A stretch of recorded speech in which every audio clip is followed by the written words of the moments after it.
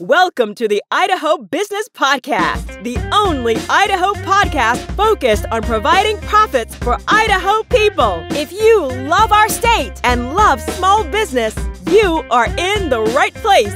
We interview local legends, learn business, and have way too much fun doing it. You're listening to the Idaho Business Podcast with your friend, host, and all-around great guy and owner of New Clean Commercial Cleaning, Spencer Ward.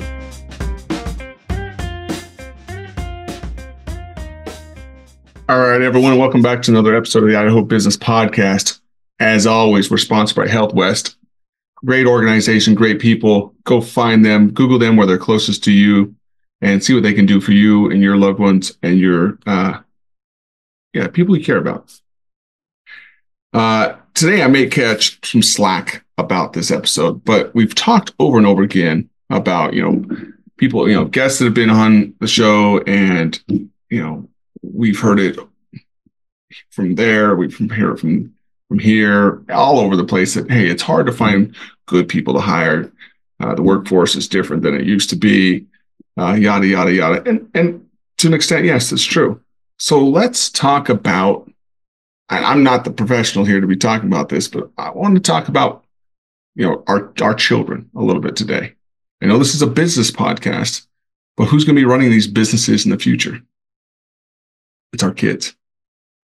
I tell my kids all the time, because I see, people that are in the job force, some people we hire, people that don't work out. And I see the best and I see the worst, I feel like, within our companies and throughout, even outside of our companies. I see the best and I see the worst. I see people that I'm like, man, I wish I could have someone like that working for me. And then I see other people that I'm like, my goodness, not just how they, obviously not how they look, but just how they're performing at their job. You can see it in the car washes. You can see it in the as your waiter or waitress. You can see it everywhere. And I tell my kids over and over again, if you can just learn to do hard things, you are going to be, so much further ahead than the rest of the kids around you as you get older. Because the generation right now, it's like when things get hard, they want to bolt, or they find an easier way to do it, which is good too. If there's an easier way to do it, great. That's what automation's about, AI, all that fun stuff, great. But still, I feel like you need to have the perseverance within you to be able to stay and get a project done when it needs to get done, and not be there to complain. So I feel like there's some steps. I was looking at different articles, and there's an article on Motherly that I wanted to talk about today. And point one of this is, helping your kids do hard things is let them fail. It's easy for us to be like, hey, let's make things as smooth as we possibly can for our kids. Let's not let them experience what we experienced as children. Okay, number one, what are you saying there, and what are you doing there by saying those things? Like, that's, if you think about it, it's crazy talk what you're saying, because what you experience, and I'm not talking about any kind of childhood drama or childhood trauma. I'm talking about,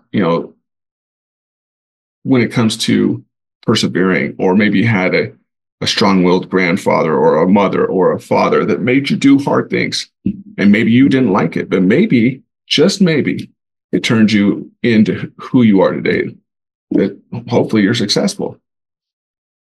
I remember back when I was a child, I grew up in a small farm town, hoeing beets. That's not even a job now, because technology has eliminated that job. But I remember, I was 14, 15 years old, my first jobs, and being dropped off in the middle of a field with a bunch of other, kids my age, and said, okay, you gotta hoe and de-weed X amount of fields before you leave. And I'm like, holy smokes, okay, this is interesting. And you learn real quick, okay, this is what we got to do. This is what we have to accomplish. And, you could sit there and not do anything and not get paid because you got paid by the row, or you could get to work. And when you had other people around you, especially some cute girls that were working with you, you didn't want to be that. You want to be that person that, was lazy.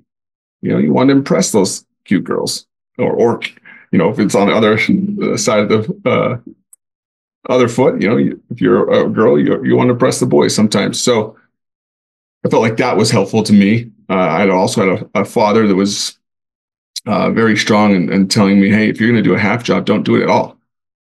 I learned very quickly that it's not just you work from 9 to 5, you work until the job's done. And that taught me, obviously, I'm an entrepreneur now. I went through years and years, over a decade of just clawing my way to where I am now. But it didn't come just from working 9 to 5 hours. It came from working many, many, many hours and having that perseverance to do it. And now, am I the hardest worker in the room? No. I could point to many other people that are probably harder workers than me. But at least I know how to work when I know it's needed. What's important is when you let these kids fail as well, is let them fail, let them know that, hey, it's okay. It's not the end of the world. It's better to let them fail now than sending them off to college and then having their teachers and all that kind of stuff say, hey, what you're handing in isn't good enough. Your parents did all your work for you before. Now it's your own merits. So it's better to get that out now and let them learn that, hey, this is on me. What I need to accomplish in life is on me. Again, I'm not a professional to talk about this, but let's talk about making our children better prepared for the workforce. So I am very anti-participation trophies. You might hate me for that, but I don't like to celebrate when we go and we go and play and my kid can be over there picking his nose all game long and not contribute at all. But at the end of the season, they all get a trophy, no matter if they lost every game or not. I don't like that. I do not like that. And, I say that to my children in a nice way. I'm like, hey, I just want you guys to know, because by now they've won some actual trophies. And I'm happy for them when they do. And I point those things out to them. I say, hey, this is an actual trophy. You learned. I mean, you learned how to do these things right. You practiced hard, and you and your team made this happen.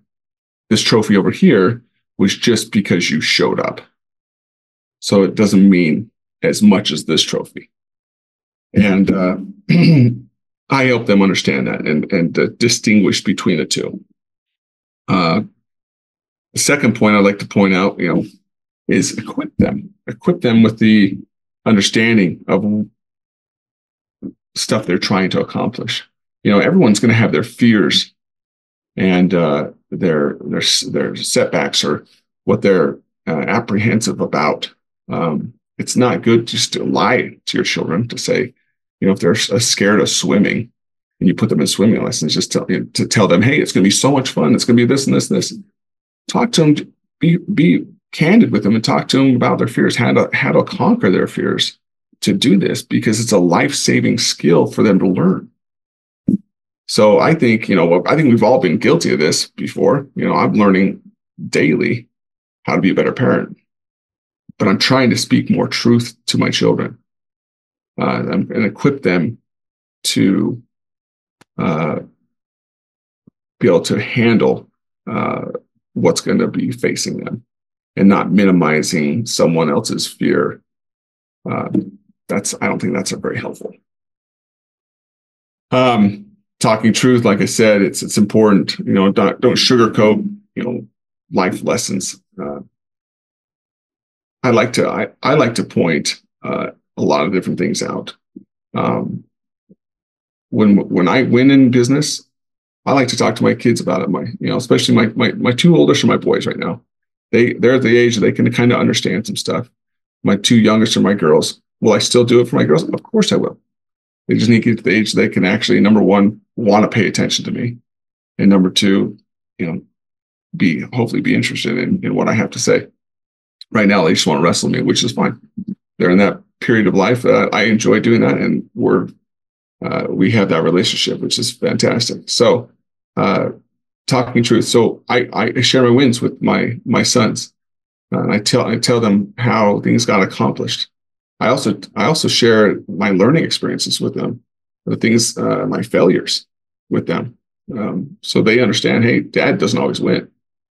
Things happen to him too. Things that aren't very good happen to him. But I don't have a pity party for myself, because I try to stay positive the best I can, because no one wants to be around that person.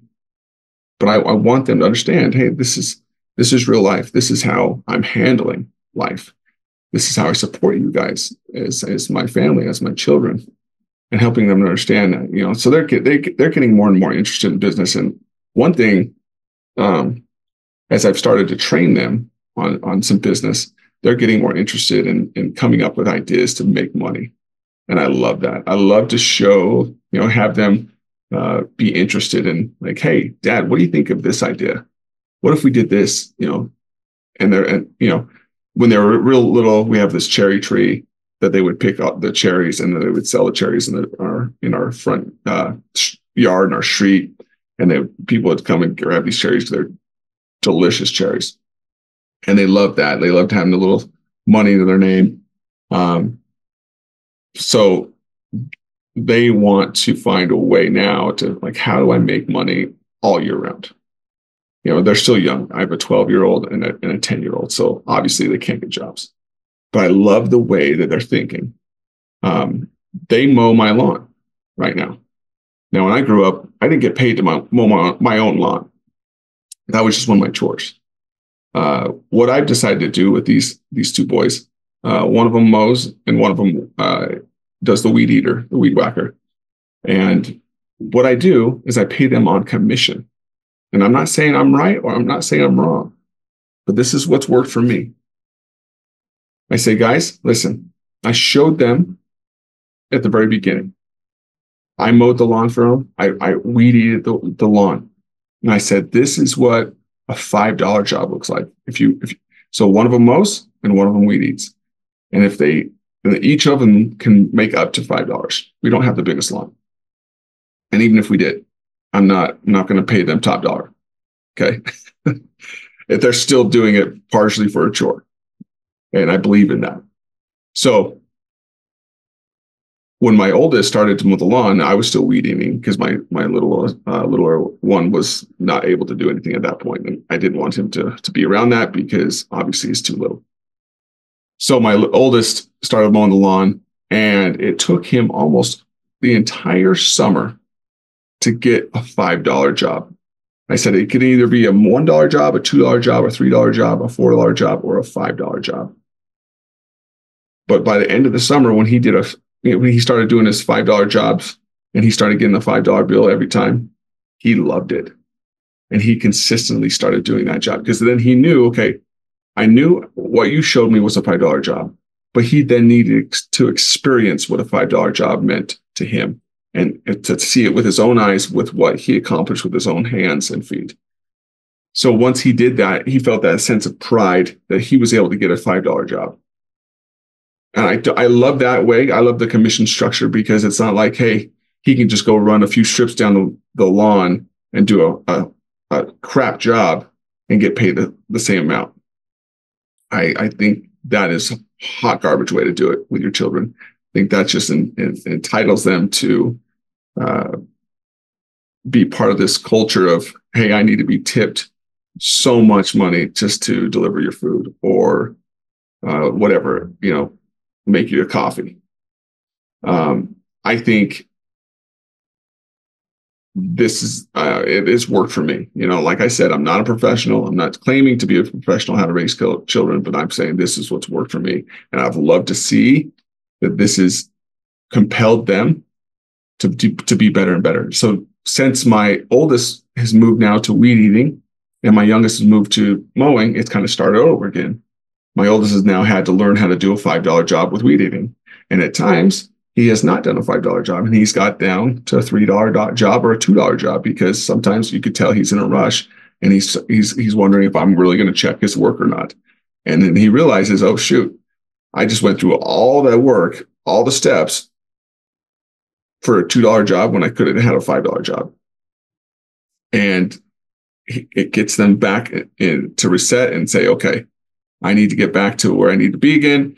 I know what a $5 job looks like, and I'm going to keep accomplishing that to get a $5 job. So I think that starting to train them that way is important, and giving them chores.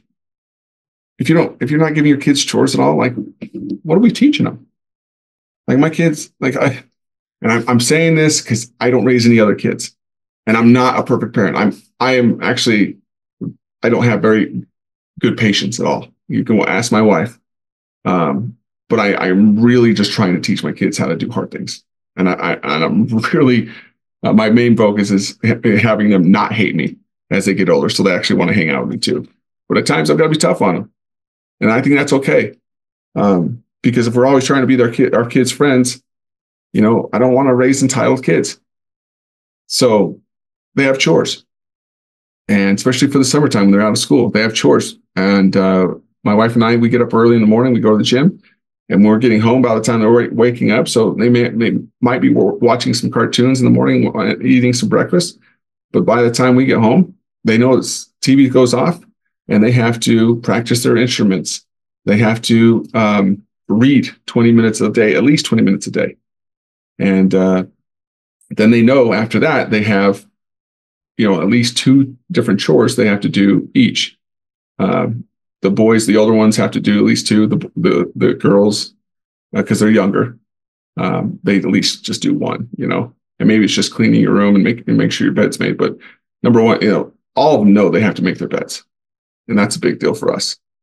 But after they've done all their chores, they know, okay, now I can have some Nintendo time. Now I can go play with my friends. And if I was invited to do anything with my friends that day, I can now do that. But they know they can't do those things until those chores are done. And I think that's important. Like I said, I might catch some heat for this, and you might say, you're a horrible father. I don't care what you say. I'm just trying to raise good kids. And like I said, my kids don't always like me for this, and I think that's fine. So follow through. If you tell them, hey, you can't do X, Y, and Z before your chores are done, and they don't do X, Y, and Z, then they don't do it. I think that's very important to have that follow through, because if you don't, they realize that they can step over dad, they can step over mom, and your word means nothing. And don't give threats that are too big that they're like, okay, that's obvious. Like, you don't be so crazy mad, which I've been. I'm gonna go burn all your toys. What? You're not gonna do that. Even though you're mad when you're saying it, they know you're saying false stuff. And if you do that, that might be going a little overboard. But follow through with what you're saying. So I'm hoping these things, can ring true. There's some things that you hopefully can take. Maybe there's some things that you're saying, and this guy's a psychopath and how he's raising his kids. But I just want to raise strong, resilient kids that have perseverance. That's all that matters to me. And that they also, we're a God-fearing family, so I want them also to fear God.